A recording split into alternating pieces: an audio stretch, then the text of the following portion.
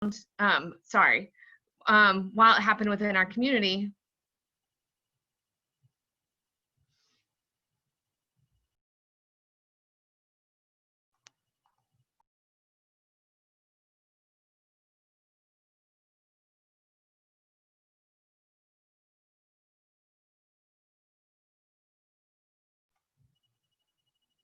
Sorry, I was having some technical difficulties here with my Zoom and my internet connection. So while our hot topic today was in response to an event that occurred within our community, our goal today is really to discuss the drug use statistics for young people in our community, the facts around the use of drugs and the risk associated, as well as campus and community resources that are ready to help.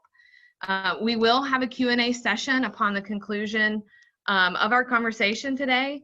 So please keep in mind, our speakers will not be answering questions regarding any type of ongoing investigation or case that has happened within our community. Ultimately, our goal today is to provide you educational context of what's happening right now and tools to have in your toolbox to have conversation as we move forward. So there will be a Q&A link provided in your chat feature on our Zoom meeting today. If you are unfamiliar with that feature, if you hover down below in your Zoom window, you should see chat there, and our co-hosts are adding in that Qualtrics or that Google link form for you to submit questions in that way. If at any time you're having trouble with our Zoom platform, please share your concerns also in that chat box, and a co-host will be happy to help you navigate what challenges you may be having. And that should get us all set. So we will move forward in doing some quick introductions of your speakers today, and we'll start with Captain Alex.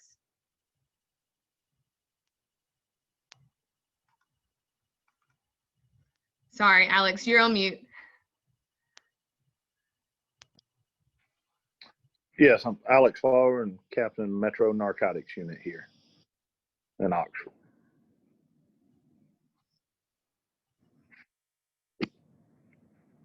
I'm Lieutenant Kendall Brown with the University Police Department. I currently serve as the Lieutenant of Administrative Services, and I've had several stints with the Investigations Division as I'm working in currently. And I'm Lieutenant McGuire with the University Police Department. I am the Lieutenant of Crime Prevention. And my name is Erin Cromeans. I am the Assistant Director for Wellness Education and have oversight of the William Magee Center for AOD and Wellness Ed. Hi, everyone. My name is Sierra Elston, and I'm the Coordinator of Wellness Education for the William Magee Center for Wellness Education and AOD.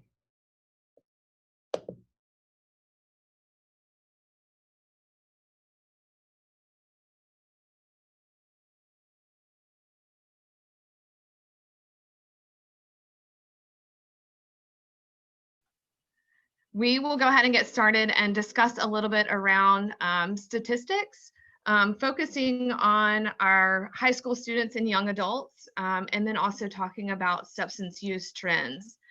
So at this point, I'm going to turn it over to Alex.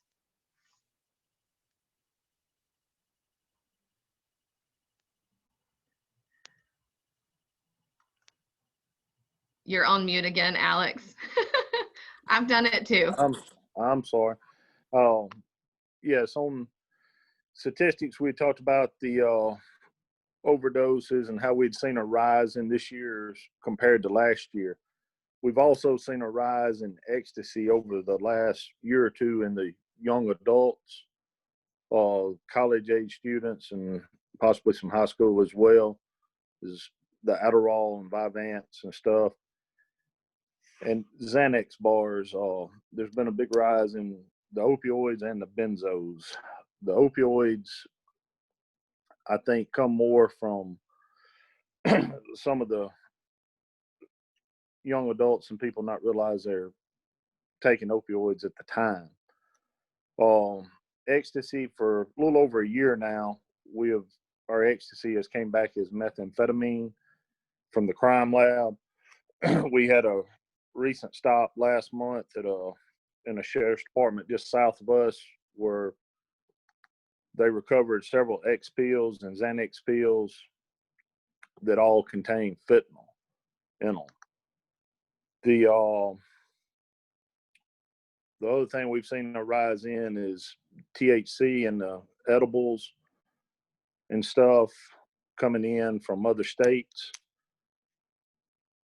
And like I said, the benzos, the Xanax, and all that, we've seen quite a rise in those in the young adults over the last year or so. I didn't do statistics on arrest and stuff. The overdose deaths we talked about earlier was, so far this year in 2020, at Metro Narcotics, we've answered 13 calls for overdose, 5 of which were deaths. 2019, we had basically 8 overdoses and 5 deaths. So you can see where we're already 5 ahead of last year, and our death rate is already caught up to last year's so far.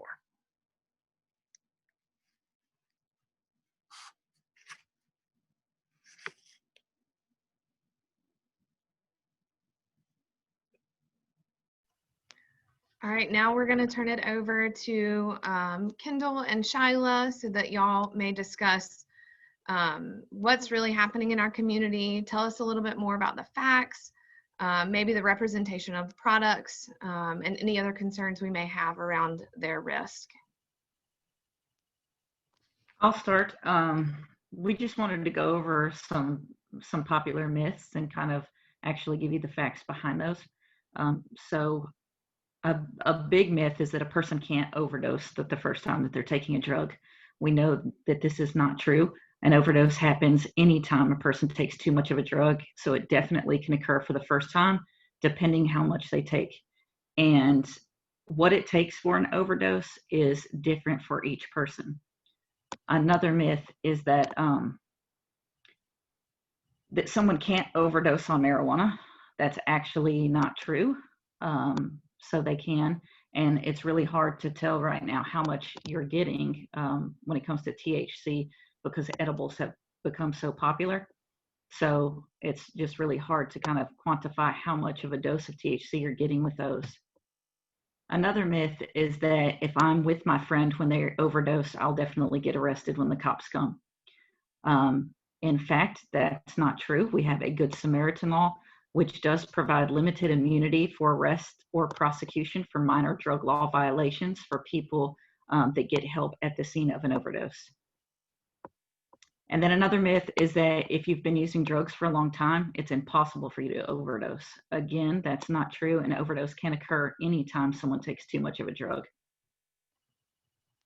And then another myth is that Narcan is what it's commonly referred to, is used to reverse all drug overdoses, and that is just not true. It's specifically used for opioid drug overdoses only.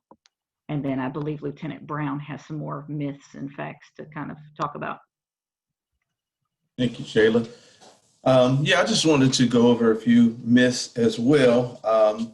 One being, if someone is overdosing, to give them a cold bath or a cold shower. And of course, that's not a good idea, because that could quickly change that person's body temperature, cause them to go into shock. So if somebody is overdosing, get them to the hospital, call 911 and get somebody there that can assist them right away. So don't try any home remedies or anything that you think may help them out.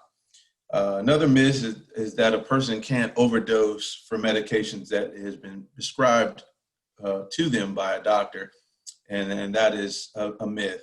Even though you may be prescribed that particular medication by a doctor, any medication that if you take it in larger doses than is prescribed for you, or if you take it in combination with other things such as alcohol or other drugs, then you could very well overdose or cause yourself a health emergency. So you can, in fact, overdose on medication that has been prescribed to you. Another myth is that if someone was to be overdosing, that you should induce vomiting. That is a myth, because most of the time, if someone was to begin to overdose, they may be in an unconscious state. And if they are unconscious and you induce vomiting, you could obstruct their airway, which could cause them to, of course, not be able to breathe, and you're making the situation worse. So again, someone is overdosing, make sure you call 911, get somebody there as soon as possible so that they can receive medical attention. And another myth is that if you're taking inhalants, that you cannot overdose on an inhalant. And that is untrue. Inhalants such as if you were huffing gasoline or huffing whippets or huffing paint, you can, in fact, overdose or cause yourself serious medical issues from these things. I mean, you could cause yourself to choke, asphyxiation, all kinds of medical issues can arise from inhalants. So that is a myth. So again, first thing, obviously, with something like that, you would want to avoid it, but you can very well overdose on inhalants.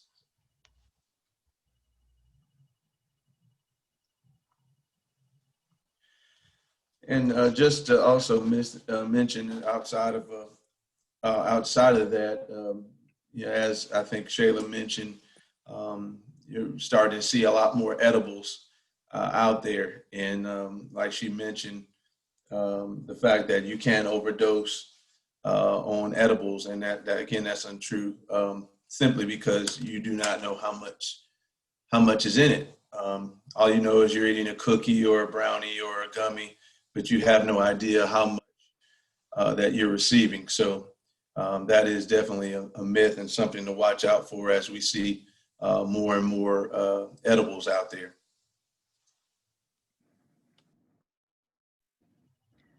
Thanks, Kendall and Shyla. Go ahead, Alex. And to touch on that just a little bit on the THC, we're seeing THC come back with a concentrate up in the 70 to 90 percentile rate.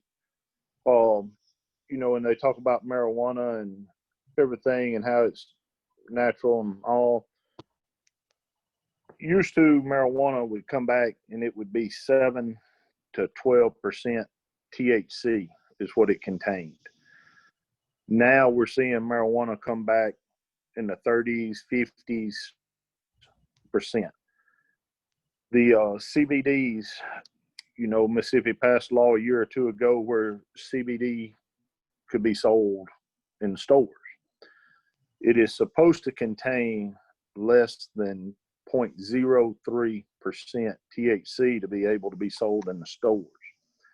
However, we have bought some, we have sent it to the lab and had it quantitated, and it's come back at much higher rates than that. So that's like they were saying there, you don't know what you're getting. And the marijuana and stuff, it has changed so much over the years to where now most all of it's done indoor grows. They've cross-generated seeds. They're messing with the pH level in the water and all to try to make it produce more. So, you really don't know what you're getting there nowadays either. And each person's tolerance is different. I mean, it couldn't have been put any better. One person may take one Xanax or one benzo and be out of their mind, loopy, especially with alcohol or anything is mixed with it. And the next person, it may take 2 pills or 3 pills to kind of have that effect.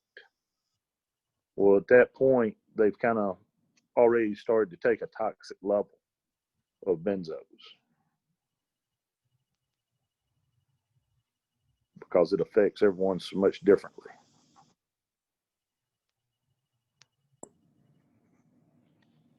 Great. Thank you, Alex and Shyla and Kendall.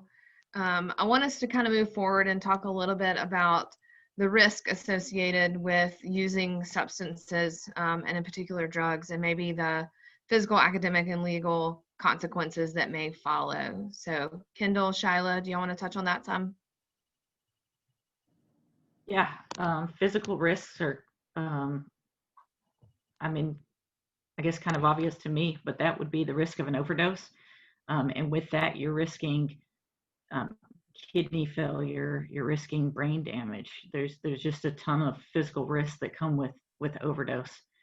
Academic, you're going to see, your grades start to drop, and things of that nature. I think you're going to find it harder to study and hard to keep up with an academic lifestyle if you begin to partake in all of these types of things. So they definitely have consequences. And just to add on to that, like Shayla said, obviously there's, a large number of physical risks and consequences that come with the drug use. Like we've been mentioning, you don't know what you're going to get. So, there could be anything in those brownies or in that gummy or what have you. So it could cause you, like you said, up to death. It could cause you all kinds of physical ailments that will follow you the rest of your life. As far as academics are concerned, and this kind of blends into the legal side, obviously, if you're possessing any of these substances, if you're caught in possession with them, they could lead to arrest, of course. And then, of course, if you are a student who seeks to get into the legal field, if you want to become a lawyer, you want to get into law enforcement or even in the medical field, getting a drug conviction on your record could really could make that career not there for you. Simply by having that drug conviction on your record, though your career that you've chosen may not be available to you. Also, as well, there are some consequences to a drug arrest as it relates to financial aid. If you're a student that depends on financial aid, it could cause you to lose financial aid or cause you to lose your eligibility to get financial aid if you have a drug conviction on your record. So these are serious things that could affect your future just for one moment. And then, of course, quality of life. If you were to get some physical ailment or something that as a consequence of taking a drug, it could cause your quality of life. Say, for instance, it causes brain damage or something like that. It could change the trajectory of your life from that point on. So there's a laundry list of things that could go wrong just by partaking in drugs. Thank you both. We want to talk a little bit about what it means to be an active bystander, and maybe two laws and policies that are in place that will hopefully allow for our young people to reach out for additional support services. So Sierra, I'm going to turn it over to you. Thank you, Erin. So we recognize that the fear of disciplinary action may make some students fearful of alerting authorities to a substance-related situation. We want to remove those barriers that would otherwise prevent those students from making decisions to intervene and act as active bystanders in the best interest of their peers and themselves. And serving as an active bystander means that these students take those appropriate steps to reach out to just the appropriate medical emergency professionals when dangerous or illicit substance use is involved. We don't want that fear of getting in trouble to prevent those students from taking those steps to get help, potentially saving lives. And that's why we have the statewide Good Samaritan law and the the University of Mississippi medical amnesty policy in place, just to encourage students to contact those authorities when these situations occur. The Good Samaritan Law and the University of Mississippi medical amnesty policy have both been enacted to encourage students to take those steps when they or a peer is under the influence of a substance. And then under the protection of those policies, students can call the authorities, seek help for themselves or their peers without fear of prosecution. And these policies do apply both on and off campus. Their purpose is just to encourage students to reach out, get that help, intervene when they see their peers in a dangerous situation. And then students who are acting responsibly by getting help for their friends will not be found in violation of the university alcohol and drug policies. And then just as a final note, it is important to be aware that these policies do pertain to all the students who are seeking help for their friends, just to encourage them to hopefully think that they need to be the one to take action, regardless of what the rest of their peers are doing. And then hopefully they just all know that if they are ever in a drug-related situation, they are feeling hesitant to notify the authorities, that these policies are in place and that they should take action. Thanks, Sierra. It is very important that our community reduces those barriers to help students in emergency situations. And I'm glad that our local agencies have these in place to create that safe space for them to do so. So many on this call may be wondering, have heard us talk about the trends, have heard us talk about the concerns and the negative consequences, and are maybe wondering, so what do I do? Where do I go from here? How do I move forward and protect the students and our loved ones and young people moving forward? So I'll start with, if we have any parents that are on the call today, don't be afraid to start the conversation. By asking some open-ended questions, your young person may just be prompted to give you a little bit more information, but also be open-minded that what they may say may actually surprise you. So try not to interrupt them or have some type of shocked face. Really, we just want you to be a listening ear and even thank them for sharing the knowledge and their concerns. This really will help you build trust and may open the door for future conversations. And parents also, it's okay if you just want to disapprove.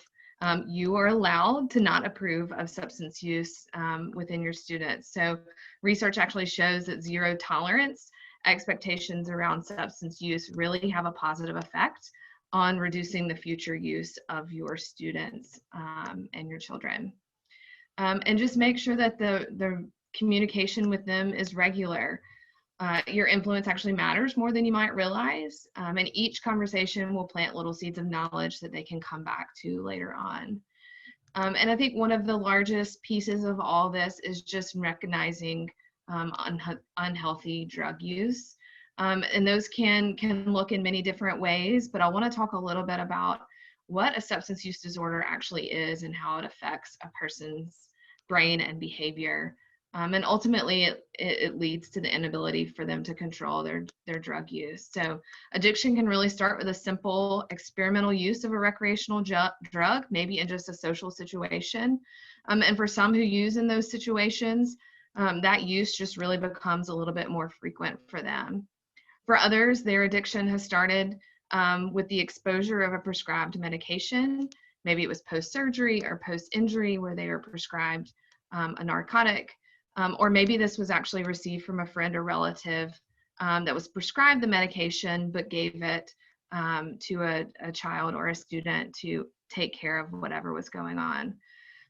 Either way, addiction will look different for each individual and really can be based upon the type of drug that the student uses and really their motivations for use. And we have to remember, addiction doesn't discriminate against anyone. It really is based upon the chemical makeup of one's brain and how that is impacted with the interaction of that just one special drug. So what do you look for? What should you look for to recognize unhealthy use? Most frequently, this comes as problems at school or work. Maybe it's a sudden disinterest in school activities or work activities, work responsibilities. Maybe it's a drop in their grades or their work performance. It could arise as some health issues, lack of energy, maybe it's weight loss or weight gain, and of course, red eyes. Maybe they've neglected their appearance and they've had some lack of grooming or hygiene behaviors. Maybe it's just a change in their actual behavior. Maybe they're a little bit more exaggerated efforts to keep family members from entering their space or being nosy into what they're doing day to day, being a little bit more secretive of their whereabouts. That could also look like drastic changes in their relationships with their friends and family. And it could actually look like financial issues. Maybe there's a sudden onset of request of additional money, or maybe you see that there's been a discovery of missing funds or missing property. Any one of these signs should be enough for you to start a conversation with the student, the peer, the child, whoever it may be. And it's really kind of a time to dive deeper into what's going on in their lives. And then to have those conversations is knowing your resources and using them, tapping into them. And we'll talk a little bit more about who's on the call on our next slide. But just knowing that so many in our community want to help our children and students thrive. And I encourage you to make sure you know what's available and connect with them to help address your concerns and maybe even where to start with the conversation. And for maybe our peers and students that are on the call, I'm hoping the conversation from Metro Narcotics and our law enforcement today has helped maybe clarifying what substances they're seeing in our community. But I want you to use this knowledge today to talk to others about what's happening and really use your potential platforms and your leadership among your peers to start the conversation and really rally behind disrupting our culture. I would encourage you to abstain from using drugs altogether. I think that is a key conversation in all of this and should not be amiss in what we talk about today. That zero tolerance and the abstaining from use would be helpful. And then I ask you to just talk to someone you trust about your concerns. Maybe it's for a peer, maybe it's for a roommate, maybe it's for a friend on your athletic team. If your gut is telling you that something is wrong, it probably is and potentially could be life or death. And so just find somebody that you trust to kind of talk through what's going on. Again, any of us are here and ready to help. And just to reiterate what Sierra talked about with the medical amnesty policy and the Good Samaritan laws, if you truly see somebody in need in that moment, let down those barriers and call and connect with somebody for help. It most certainly could be life or death at that point. And I just wanted to touch a little bit more too about our community partners and who all's kind of been on the call today and what they've been doing. Not only is it important to be knowledgeable about all of your resources, we want you to use us, tap into us for help. That's what we're here for. So my co-hosts, my GAs are dropping a document currently in the chat right now. Please, each of you on the call, save that to your computer, your device, or email it to yourself. These are your resources provided by your partners here today and your speakers. And while they're doing that, providing that in the chat, I'll just do a quick little overview for each of them. So OPD, UPD, and Metro Narcotics, they all utilize a community policing to build relationships through interactions with the public and creating partnerships to reduce crime, much like today's Disrupt the Culture topic. On many occasions, you'll see them out providing education to your community, as well as utilizing prevention efforts to reduce our substance use. Also on the call today, although they weren't a speaker, they are here. The University Counseling Center at the University of Mississippi, as well as Communicare Children's Services, will provide therapeutic and psychoeducational opportunities for young people in our community. In terms of the Counseling Center, they provide mental health services, including treatment of substance use disorders to our students at the university. The staff at the University Counseling Center can provide assessments, consultations, individual counseling and group counseling, couples counseling, next day single sessions, triage services. Really, the services provided are endless. They also have an employee assistance program for families and employees to utilize on our campus. CommuniCare very similarly provides mental health services, including screening, assessment, and counseling for crisis intervention for children and young people within our community who may have some type of emotional or behavior issues along with their families. From the standpoint of the William Magee Center for AOD and Wellness Ed, our goal is to engage our students individually and through our campus organizations to create opportunities for student well-being. We follow a holistic wellness model with a focus and reduction of substance use consequences. Some of our services are community-based discussions, kind of like today, wellness consultations, tailored education for high-risk groups, Rebel Aid, which is our alcohol and drug education program. We have a peer wellness leader organization, student wellness ambassadors, and we also oversee the collegiate recovery community for students navigating college life in sobriety. And then last but not least, we have some representation from Oxford and Lafayette County School District on the call today. And they've established a peer wellness group whose purpose is to improve health and wellness awareness and access for students through their school-based peer-led education program. All of these partners are passionate about the work that we do and helping young people really navigate their lives and to become healthy citizens. So I encourage everyone on this call to tap into us. Again, that's kind of what we're here for. So first and foremost, I want to thank everybody on the call today, and especially our speakers for providing their expertise for our hot topic discussion on drugs, trends, myths, and safety. I appreciate your passion for this topic and the services you provide for our community. At this time, we're going to begin our Q&A portion of this call. You are still able to submit questions during this time through the Google form provided in the chat feature.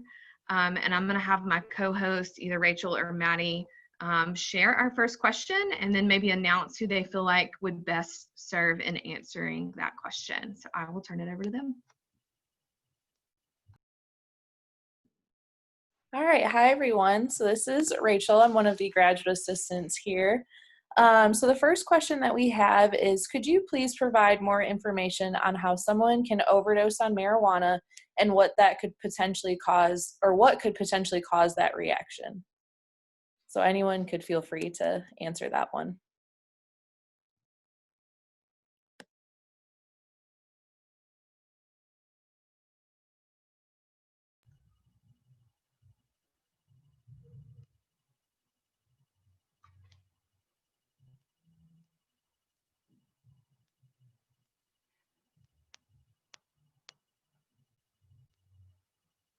I don't know if Alex is still on the call. Was that one more geared towards him? Yeah, has he already jumped off the call? That's fine. Hey, Rachel, will y'all provide it the next question, please?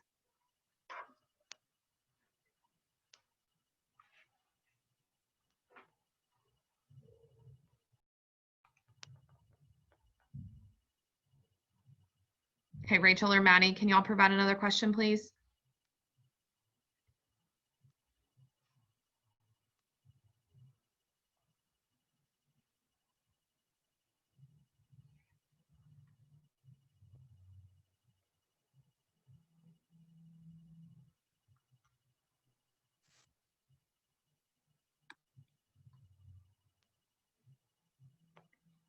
They must be having some technical difficulties. Hey. Okay, I think Erin's having some trouble with her sound, so we'll go ahead and move to the next question.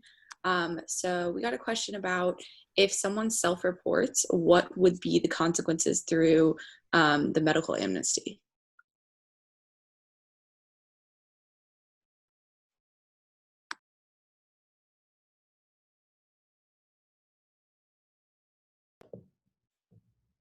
I know, Erin, you may want to answer this question. I can go into some detail about it, but I'm sure there may be more to it. But As I stated before, any student who does make that report will not be subject to disciplinary action affecting their academics specifically, but for the university policy, at least I can say they will need to go, they'll undergo an education module relating to, and I don't know if our GA, who is a portion of this module, want to discuss it a little bit in detail, but an education module just discussing other risks associated with substance use or whatever their infraction may have been, some safety behaviors they can engage in to, as Erin said before, we want to reduce the risk of students engaging in these behaviors repeatedly. So we would have them undergo some form of education just to hopefully prevent that from occurring in the future. But they wouldn't be necessarily disciplined, receiving discipline from the university unless they failed to undergo that education and demonstrate that they were interested in improving those behaviors and engaging in those protective behaviors. Are y'all able to hear me now? Yes, we can hear you, Erin. Okay, I don't know what was going on with the sound, but Sierra, I think you hit that spot on. We definitely don't want to discourage students from reaching out for help. And there's not really any punitive, while students may think Rebel Aid is punitive, it is just an educational course that students should take, should they be in those types of situations. And there's things on our end too that we can help navigate, since it is a fee-based program. In the past, those that fall under medical amnesty, we've been able to waive that fee. So it's just really additional education and more so talking around peer support, being an active bystander, and some other protective behaviors that they should utilize moving forward. But you hit it right on the head, Sierra. Hey, Maddie, it looks like Alex is now back on the call if you want to try to pitch that first question again.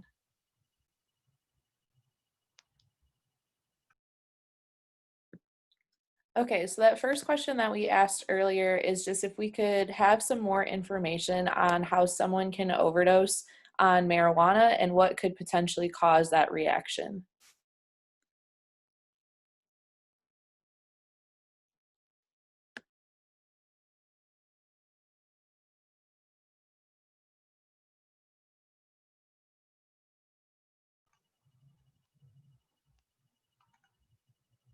Alex, it looks like you're on mute if you were going to answer that. There you go. Yeah, I was trying to get it off mute. It wouldn't come off down there on the thing. You know, as far as a marijuana overdose, I hadn't seen.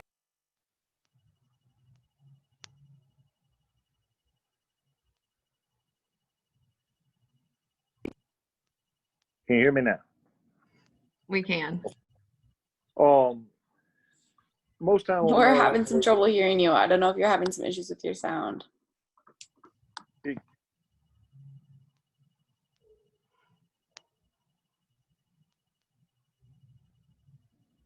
It keeps going to mute for some reason every time I start talking.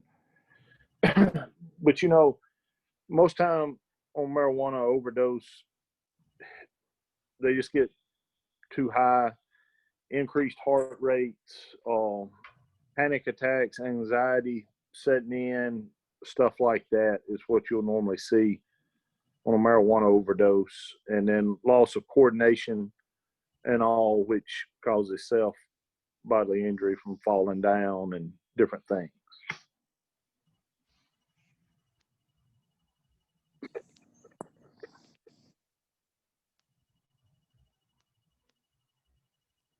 Thanks, Alex. Maddie or Rachel, did we have any other questions for the speakers today? I have another one. So this one is talking about, because of how substance use is heavily connected to socialization and acceptance, how can we encourage harm reduction strategies when it comes to the use of substances instead of total abstinence?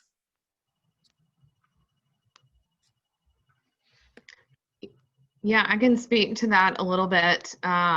So one of our biggest things is to talk about harm reduction strategies and the utilization of protective behaviors. So thinking through, you know, pacing yourselves during the night, making sure you have a designated driver, staying with a group of friends and checking in on each other throughout the night, all are things that can help reduce potential negative consequences should someone choose to use substances throughout the night. And that's really our biggest things is staying connected to your peers throughout the night, and being advocates for each other, letting them know maybe, hey, you've had enough, and trying to be a positive support and positive peer support during that time of saying, hey, it's time to cut it off. Maybe we should slow down. Maybe we should go get some water, and really try to navigate them away from whatever they're using at the time. And so all of those things are potential harm reduction approaches that, and protective behaviors that both individuals and their peers can help utilize during the evening. One other thing on that is the peers and stuff. Look at if they are going to use substance and stuff, look at the pills. What we're seeing is a lot of these pills that are pressed, they're chipped, they're kind of misprinted to print it and square. The pills are real powdery feeling. It's like we talked about, absence is the best, but if you're going to do them, know that it came from a pharmaceutical reputable company. It's a legit pill or whatever it is that you're taking, and not something that was bought off the street that looks bad, kind of falling apart on you. Looks like it may have been wet or something of that nature.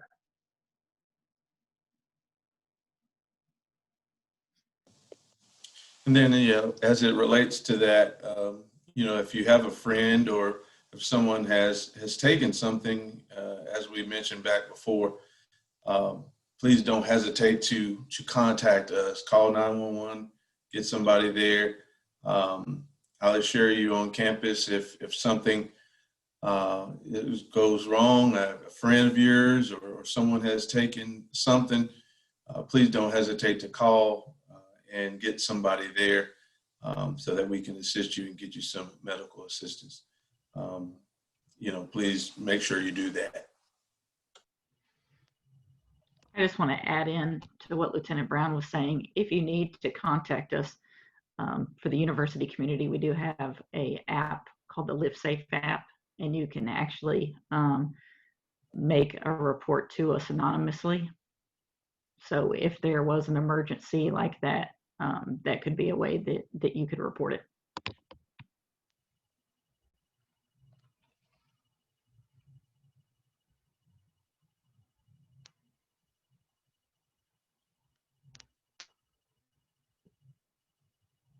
Okay, so another question that came in was asking if the student body is notified when a student overdoses like they are with sexual assault.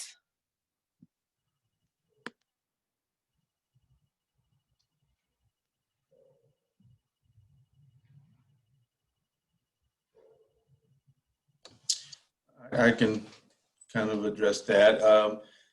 Generally, you probably will not receive a notification like a sexual assault. Generally, if you're notified because of a sexual assault, it's because the individual who's responsible is unknown.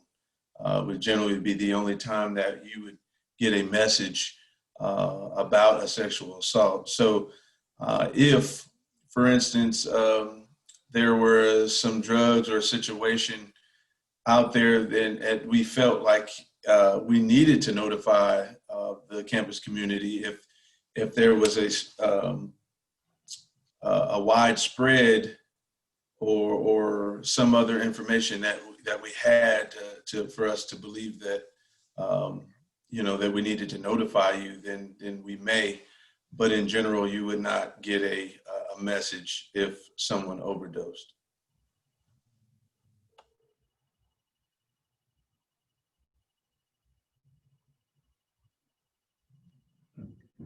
Thanks, Kendall. Maddie, Rachel, we probably have time for maybe one or two more questions. Okay, I have one last question. So does anyone offer Narcan training and provide free Narcan? And then also added to that, are the officers Narcan trained?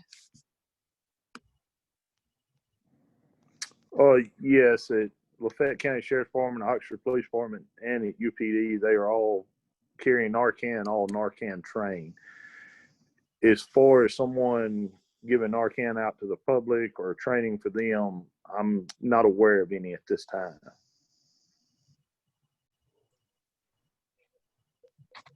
I'll jump in here. In the past, the community mental health centers like CommuniCare have been provided Narcan to give out to the communities for those individuals who would like to have it. So if you all reach out to substance abuse services at CommuniCare, you should be able to get free Narcan.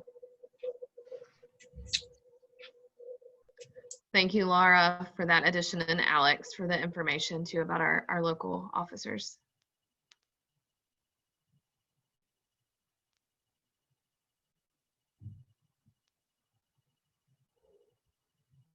All right, Maddie and Rachel, do we have any more questions?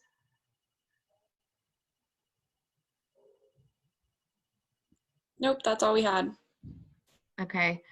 Well, again, I want to thank everybody for jumping on the call, and our representative partners across Oxford and Lafayette County. I really appreciate you joining in today. We did record today's presentation, and it can be found on our website moving forward, and we will even push it out on social media, and it will live there as a YouTube link. So just be on the lookout. We'll connect that too with the resources page that we provided in our chat feature a little earlier in the presentation today. But again, thank you all for joining us today, and we hope that moving forward you can help us disrupt this culture. Appreciate it.